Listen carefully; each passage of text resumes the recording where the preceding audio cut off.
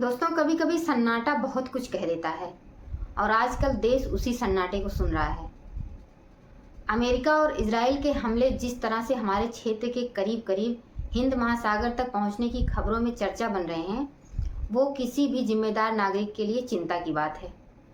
अंतर्राष्ट्रीय हालात तेजी से बदल रहे हैं, लेकिन हैरानी की बात यह है कि इस पूरे मसले पर केंद्र लगभग खामोश दिख रही है। सवाल ये है कि इस खामोशी को आखिर क्या माना जाए, सामान्य चुप्पी या फिर किसी का डर, किसी दबाव या किसी मजबूरी की वजह से आई हुई चुप्पी।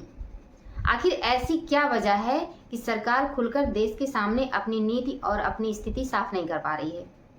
ये कोई छोटा मुद्दा नहीं है दोस्तों, ये विदेश नीति, रक्षा नीति और राष्ट्रीय सुरक्षा तीनों से जुड़ा हुआ सवाल है।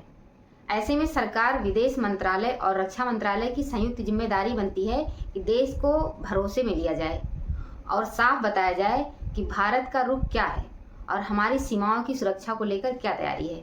लेकिन कई दिनों से देश इंतजार कर रहा है और जवाब अब भी नहीं आया।